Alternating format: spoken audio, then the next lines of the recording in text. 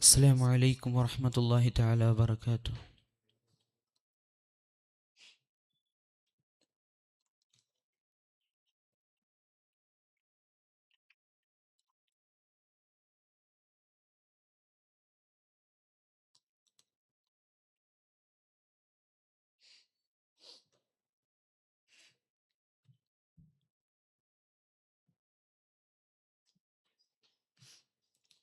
السلام عليكم ورحمة الله وبركاته.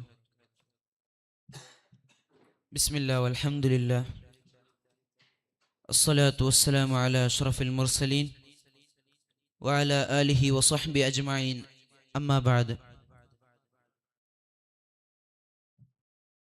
ಬಹುಮಾನ್ಯರಾದ ಉಸ್ತಾದರು ಹಾಗೂ ತೀರ್ಪುಗಾರರು ಹಾಗೂ ಮುತಾಲಿಮುಗಳು, ನಾನು ವಿಶ್ವೇಶ್ವರ ಭಟ್ರವರ ಬರೆದಿರುವಂತಹ ಸೆಲ್ಫ್ ವಿತ್ ಲೈಫ್ ಎಂಬ ಪುಸ್ತಕದ ಕುರಿತು ಒಂದೆರಡು ಮಾತುಗಳನ್ನು ಆಡಲಿಚ್ಛಿಸುತ್ತಿದ್ದೇನೆ.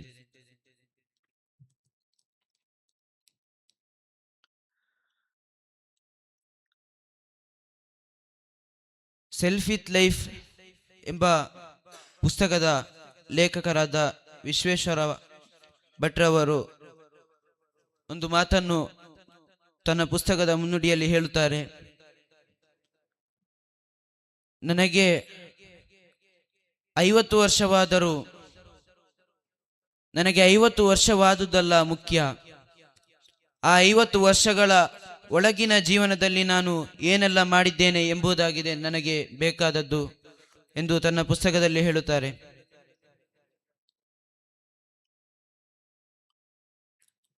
ನಮ್ಮ ಮುಂದೆ ಒಬ್ಬ ಹಿಮಾಲಯ ಪರ್ವತಕ್ಕೆ ಏರುತ್ತಿರುವಾಗ ತಿಪ್ಪೆಯ ಗುಂಡಿನಲ್ಲಿ ಬೀಳುತ್ತಿದ್ದಾನೆ. ಅದೇ ಹಾಗೆ ನಮ್ಮ ಜೀವನ ನಮ್ಮ ಕೈಯನ್ನು ಎಳೆದುಕೊಂಡು ಹೋಗಿ ನಮ್ಮ ಕೈಯನ್ನು ನಡುನೀರಿಗೆ ಕೈ ಬಿಡುತ್ತದೆ. ಮುಳುಗುತ್ತಿರುವಾಗ ಕೈ ಎತ್ತಿ ರಕ್ಷಿಸುತ್ತದೆ. ಇದರೆಲ್ಲ ನಡುವೆ ನಾವು ಮಾಡಬಹುದಾದದ್ದು ಏನಾಗಿದೆ?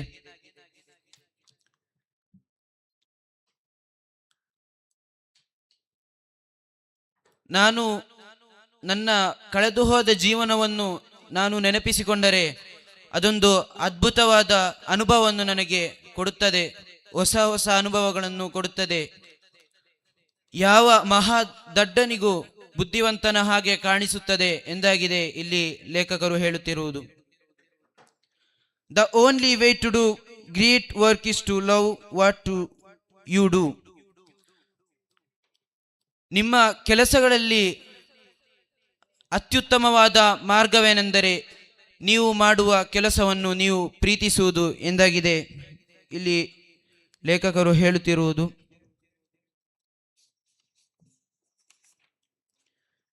ಈ ಪುಸ್ತಕವು ಮೊದಲ ಮುದ್ರಣ ಜುಲೈ 2016ರಂದು, ಎರಡನೆಯ ಮುದ್ರಣ ಆಗಸ್ಟ್ 16ರಂದು ಹಾಗೂ ಮೂರನೆಯ ಮುದ್ರಣ ಫೆಬ್ರವರಿ 17ರಂದು, ನಾಲ್ಕನೆಯ ಮುದ್ರಣ ಡಿಸೆಂಬರ್ 2018ರಂದಾಗಿದೆ. ಈ ಒಂದು ಪುಸ್ತಕವನ್ನು ಪಡೆದು ಆನಂದಿಸಿರಿ ಎಂದು ಮಾತ್ರ ಹೇಳುತ್ತಾ ನನ್ನ ಮಾತಿಗೆ ಕಡಿವಾಣ. ವ ಆಖಿರು ದಾವಾನ ಅಲ್ಹಮ್ದುಲಿಲ್ಲಾಹಿ ರಬ್ಬಿಲ್ ಆಲಮೀನ್. ಅಸ್ಸಲಾಮು ಅಲೈಕುಂ ವರಹಮತುಲ್ಲಾಹಿ. ಲೆಟರ್ ಬಿ, ಓದು, ಮುಂದೆ ಸಾಗು, ವಿಜಯಿಯಾಗು ಎಂಬಂತಹ ಘೋಷಣೆಯೊಂದಿಗೆ ಮುಂದುವರಿಯುತ್ತಾ ಇದೆ ಲೆಟರ್ ಬಿ. ಅಸ್ಸಲಾಮು ಅಲೈಕುಂ ವರಹಮತುಲ್ಲಾಹಿ ವಬರಕಾತು. ಈ ಸಂದರ್ಭದಲ್ಲಿ ನಾನು ಆರಿಸಿದಂತಹ ಪುಸ್ತಕವಾಗಿದೆ ಚದುರಿದ ಮೋಡ ಮಳೆಗೆರೆದಾಗ. ಈ ಪುಸ್ತಕವನ್ನು ಬರೆದ ಕವಿಯಾಗಿದ್ದಾರೆ ವಿಶ್ವೇಶ್ವರ ಭಟ್ರವರು. ಇವರು ಉತ್ತರ ಕರ್ನಾಟಕದ ಕಮಟದ ಮೂರೂರಿನವರಾಗಿದ್ದಾರೆ. ಮಾತ್ರವಲ್ಲ, ಈ ಕವಿಯು ಓದಿದ್ದು MC ಮತ್ತು MA 4 ಚಿನ್ನದ ವಿಜೇತರಾಗಿದ್ದಾರೆ. ಇವರು ಇಂಗ್ಲೆಂಡಿನ ಪತ್ರಿಕೋದ್ಯಮದ ಉನ್ನತ ವ್ಯಾಸಂಗ, ಅದೇ ರೀತಿ ಸಂಯುಕ್ತ ಕರ್ನಾಟಕ ಕನ್ನಡಪ್ರಭದಲ್ಲಿ ಉಪಸಂಪಾದಕರು ಆಗಿದ್ದರು. ಬರೋಬ್ಬರಿ 59 ಪುಸ್ತಕಗಳ ಕವಿಯಾಗಿದ್ದಾರೆ. ಅದರಲ್ಲಿ ಒಳಪಟ್ಟಂತಹ ಒಂದು ಕೃತಿಯಾಗಿದೆ ಚದುರಿದ ಮೋಡ ಮಳೆಗರೆದಾಗ. ಈ ಪುಸ್ತಕವು 114 ಪುಟಗಳನ್ನು ಒಳಗೊಂಡಂತಹ ಈ ಪುಸ್ತಕವಾಗಿದೆ. ಮಾತ್ರವಲ್ಲ, ಈ ಪುಸ್ತಕವನ್ನು ಬರೆದಂತಹ ಕವಿಯು 57 ದೇಶವನ್ನು ಸುತ್ತಿದಂತಹ ಒಬ್ಬ ಅನುಭವಿಯಾಗಿದ್ದಾರೆ. ಮಾತ್ರವಲ್ಲ, ಅದೇ ರೀತಿ ನಮ್ಮ ರಾಷ್ಟ್ರಪತಿಯಾದ ಅಬ್ದುಲ್ ಕಲಾಂನೊಂದಿಗೆ 14 ದಿವಸ 5 ದೇಶಗಳನ್ನು ಸುತ್ತಿದವರು ಆಗಿದ್ದಾರೆ. 2005 ಸುವರ್ಣ ಕರ್ನಾಟಕ ರಾಜ್ಯೋತ್ಸವ ಪ್ರಶಸ್ತಿಯನ್ನು ಪಡೆದವರು, ನಂತರ ಹಲವು ಪ್ರಶಸ್ತಿಗಳನ್ನು ಪಡೆದ ಕವಿಯೂ ಆಗಿದ್ದಾರೆ. ಈ ಪುಸ್ತಕವು 2018ರಲ್ಲಿ ಮುದ್ರಣವಾದಂತಹ ಈ ಪುಸ್ತಕವಾಗಿದೆ. ಈ ಪುಸ್ತಕದಲ್ಲಿ 25 ಅಧ್ಯಾಯಗಳನ್ನು ನಮಗೆ ಕೃತಿಕಾರರು ನಮಗೆ ತಿಳಿಸಿಕೊಡುತ್ತಾರೆ. ಬದುಕಿನ ಗುಟ್ಟನ್ನು ಕೈಗಿಟ್ಟಿದ್ದೇವೆ, ಅದೇ ರೀತಿ ಕುಟುಂಬವೇ ನಮ್ಮ ಬಲ, ಹೊಸ ಗಾಳಿ ಬೀಸಿ ಬಂದಾಗ, ಈ ರೀತಿಯಾದಂತಹ ಪ್ರಧಾನವಾದಂತಹ ಅಧ್ಯಾಯಗಳನ್ನು ನಮಗೆ ಕೃತಿಕಾರರು ನಮಗೆ ಪರಿಚಯಿಸಿಕೊಡುತ್ತಾರೆ. ಅದರಲ್ಲಿ ನನಗಿಷ್ಟವಾದಂತಹ ಒಂದು ಅಧ್ಯಾಯ ಕುಟುಂಬವೇ ನಮ್ಮ ಬಲ. ಅವರದರಲ್ಲಿ ನಮಗೆ ಸೂಚಿಸುತ್ತಾರೆ, ಇಡೀ ಭಾರತೀಯರೆಲ್ಲರೂ ನಾವು ಒಂದು ಕುಟುಂಬದವರಾಗಿದ್ದೇವೆ. ಭಾರತದಲ್ಲಿ ಜನಸಂಖ್ಯೆ ಹೆಚ್ಚಲು ಕಾರಣವೇನೆಂದರೆ ಕುಟುಂಬವನ್ನು ಬೆಳೆಸುವುದರಿಂದಾಗಿದೆ. ಒಂದು ಕುಟುಂಬದಲ್ಲಿ 50-60 ಜನರು ಈ ರೀತಿಯಾದಂತಹ ಕುಟುಂಬದೊಂದಿಗೆ ಬೆಳೆದಂತಹ ಭಾರತ ದೇಶವಾಗಿದೆ. ಅನ್ಯ ದೇಶೀಯರಿಗೆ ಆದರ್ಶವಾಗುವಂತಹ ಕುಟುಂಬವು ಬೆಳೆಸುವಂತಹ ದೇಶವಾಗಿದೆ ಎಂಬುದನ್ನು ನಮಗೆ ಕೃತಿಕಾರರು ನಮಗೆ ಬಹಳ ಸ್ಪಷ್ಟವಾಗಿ ತಿಳಿಸಿಕೊಡುತ್ತಾರೆ.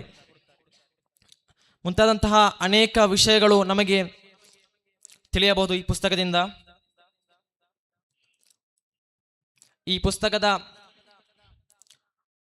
ಕೊನೆಯ ಈ ರಟ್ನಲ್ಲಿ ನೋಡಿದರೆ ಕೃತಿಕಾರರ ಮಾತುಗಳನ್ನು ನಮಗೆ ಓದಲು ಸಾಧ್ಯವಾಗುತ್ತದೆ.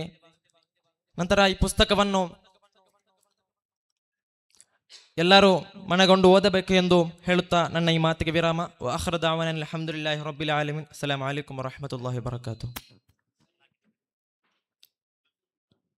Letter C. ಇದಾದ ಬಳಿಕ ಲೆಟರ್ ಸಿ ಮುಂದುವರಿಯುತ್ತೆ. ಕವನ ವಾಚನ ಸ್ಪರ್ಧೆ ಲೆಟರ್ ಸಿ. ಬುಕ್ ರಿವ್ಯೂ ಮುಂದುವರಿಯುತ್ತೆ. Letter C.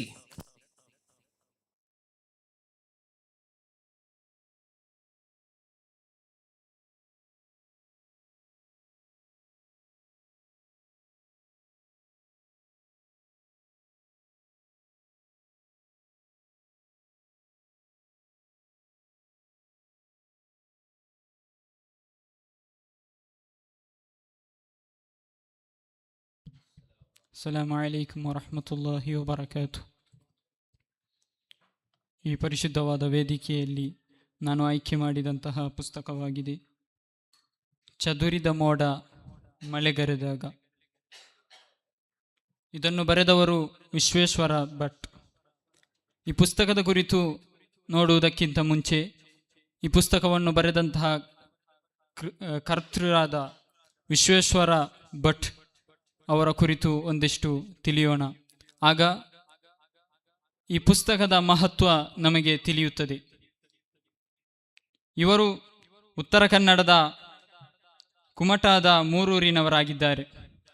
MA ಮಾಡಿದ ಇವರು ಇಂಗ್ಲೆಂಡಿನ ಪತ್ರಿಕೋದ್ಯಮದಲ್ಲಿ ಉನ್ನತ ವ್ಯಾಸಂಗ ಪಡೆದು ಕನ್ನಡಪ್ರಭ ವಿಜಯ ಕರ್ನಾಟಕ ಸಂಪಾದಕರಾಗಿ ಸೇವೆ ಸಲ್ಲಿಸುತ್ತಿದ್ದರು. ಈಗ ಕನ್ನಡ ಜನಪ್ರಿಯ ಸುವರ್ಣ ನ್ಯೂಸ್ ಚಾನೆಲ್ನ ಪ್ರಧಾನ ಸಂಪಾದಕರಾಗಿದ್ದಾರೆ. 47ಕ್ಕೂ ಹೆಚ್ಚು ದೇಶಗಳನ್ನು ಸುತ್ತಿದ ಅನುಭವ ಹಾಗೂ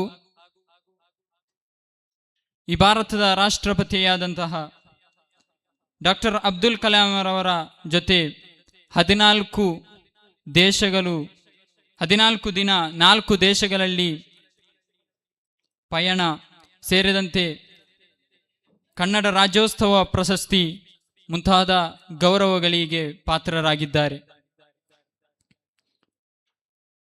114 ಪುಟಗಳಿರುವಂತಹ ವಿಶ್ವೇಶ್ವರ ಭಟ್ ರವರ ಈ ಪುಸ್ತಕದಲ್ಲಿ ಮುನ್ನುಡಿಯಾಗಿ ಅವರು ಹೇಳುತ್ತಾರೆ, ಮಳೆ ಬೀಳುವ ಮುನ್ನ ಎಂದು. ಅದರಲ್ಲಿ ಇದು ಒಂದು ಸರಣಿಯಲ್ಲಿ ಕ್ರಮ ಪ್ರಕಾರವಿಲ್ಲದೆ ಅಲ್ಲಲ್ಲಿ ಆಗಾಗ ಬರೆದ ಬರಹಗಳ ಸಂಗ್ರಹವಾಗಿದೆ.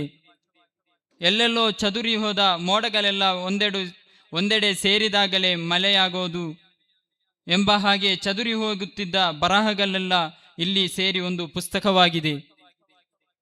ಇದು ಒಂದಕ್ಕೊಂದು ಸಂಬಂಧವಿಲ್ಲ, ನಿಮಗೆ ಎಲ್ಲಿಂದ ಬೇಕಾದರೂ ಇದನ್ನು ಓದಿ ತಿಳಿದುಕೊಳ್ಳಬಹುದು ಎಂಬಂತೆ ನಾನು ಒಂದು ಭಾಗವನ್ನು ಆರಿಸಿಕೊಂಡೆ. 25 ಭಾಗಗಳಿರುವ ಈ ಪುಸ್ತಕದಲ್ಲಿ ನಾನು ಆಯ್ಕೆ ಮಾಡಿದಂತಹ ಭಾಗವಾಗಿದೆ 20ಯೊಳಗೆ ಯಶಸ್ಸು ಗ್ಯಾರಂಟಿ. ಇದರಲ್ಲಿ ಲೇಖಕರು ಹೇಳುತ್ತಾರೆ, ಬಾಹ್ಯಾಕಾಶಕ್ಕಾಗಿ ರಾಕೆಟ್ ಅನ್ನು ಹಾರಿಸಿದಾಗ ಅದು ಭೂಕಕ್ಷೆಯನ್ನು ದಾಟಿ ಮೇಲಕ್ಕೆ ಬಾಹ್ಯಾಕಾಶವನ್ನು ಬಿಟ್ಟು ಭೂಕಕ್ಷೆಯನ್ನು ಬಿಟ್ಟು ಮೇಲೆ ಹಾರಲು ಸುಮಾರು 70% ಇಂಧನವನ್ನು ಅದು ತಿನ್ನುತ್ತದೆ. ಆದರೆ ಭೂಕಕ್ಷೆಯನ್ನು ದಾಟಿದ ನಂತರ ಅಂತರಿಕ್ಷದಲ್ಲಿ ಹಾರಲು ಅದು ಕೇವಲ 30% ಮಾತ್ರ ಇಂಧನವನ್ನು ಉಪಯೋಗಿಸುತ್ತದೆ. ಅಂದರೆ ಇದು ಸುಮಾರು 1 ವಾರಗಳ ಕಾಲ ಈ ಭೂಕಕ್ಷೆಯಲ್ಲಿ ಹಾರಾಡುವಾಗ ಅದಕ್ಕೆ 3/4 ಭಾಗ ಇಂಧನ ಉಪಯೋಗಕ್ಕೆ ಬರುತ್ತದೆ. ಆದರೆ ಭೂಕಕ್ಷೆಯನ್ನು ಬಿಟ್ಟು ಮೇಲೆ ಹೋದ ನಂತರ ಅದಕ್ಕೆ ಕೇವಲ 1/4 ಭಾಗದಷ್ಟು 30% ಮಾತ್ರ ಇಂಧನ ಉಪಯೋಗಕ್ಕೆ ಬರುತ್ತದೆ. ಇದರಿಂದ ಲೇಖಕರು ನಮ್ಮ ಜೀವನಕ್ಕೆ ಇದನ್ನು ಮಾರ್ಪಾಡುಗೊಳಿಸಿ ಹೇಳುತ್ತಾರೆ, 20 ವರ್ಷಗಳ ಒಳಗೆ ಇರುವಂತಹ ನಮ್ಮ ಈ ಬದುಕು ಅದು ಬಹಳ ಮುಖ್ಯವಾಗಿದೆ. ಅದರಲ್ಲಿ ನಾವು ಎಲ್ಲವನ್ನು ಒಳಪಡಿಸಿ ಕಲಿತರೆ ನಮಗೆ 20ರ ಮೇಲಿರುವಂತಹ ಬದುಕು ಅತ್ಯುತ್ತಮವಾಗಿ ಬದುಕಲು ಸಾಧ್ಯವಾಗುತ್ತದೆ. ಇಂದಿನ ತಂದೆ ತಾಯಿಯರು 20 ವರ್ಷದೊಳಗಿರುವಂತಹ ಮಕ್ಕಳಿಗೆ ಎಲ್ಲ ವಿದ್ಯಾಭ್ಯಾಸವನ್ನು ತುಂಬುವಂತಹ ಕೆಲಸ ಮಾತ್ರ ಮಾಡುತ್ತಾರೆ. ಉಳಿದ ಕಾರ್ಯಚಟುವಟಿಕೆಗಳು ಸಾಧನೆಗಳು ಅವನು 20 ವರ್ಷದ ನಂತರ ಮಾಡಲಿ ಎಂಬುದಾಗಿದೆ ಹಳೆಯ ಚಿಂತೆ. ಆದ್ದರಿಂದ ಅದನ್ನು ಬಿಟ್ಟು ಮಕ್ಕಳಿಗೆ ಎಲ್ಲ ಆಟಗಳಲ್ಲಾಗಲಿ ವಿದ್ಯೆ ಮಾತ್ರವಲ್ಲ ಬಾಕಿ ಇರುವಂತಹ ಎಲ್ಲ ಕೆಲಸ ಕಾರ್ಯಗಳಲ್ಲಿ 20 ವರ್ಷದೊಳಗೆ ಅವರ ಮನಸ್ಸಿನಲ್ಲಿ ನಾವು ತುಂಬಬೇಕು ಎಂಬುದನ್ನು ಲೇಖಕರು ಇದರಲ್ಲಿ ಅತ್ಯಂತ ಸ್ಪಷ್ಟವಾಗಿ ತಿಳಿಸಿಕೊಡುತ್ತಿದ್ದಾರೆ. ಇಷ್ಟು ಹೇಳುತ್ತಾ ಮಾತಿಗೆ ಕಡಿವಾಣ. ಅಸ್ಸಲಾಮು ಅಲೈಕುಂ ವರಹಮತುಲ್ಲಾಹಿ ವಬರಕಾತು. Next letter. ಇಲ್ಲಿಗೆ ಬುಕ್ ರಿವ್ಯೂ ಮುಕ್ತಾಯವಾಯಿತು. ಬೆಳಗ್ಗೆ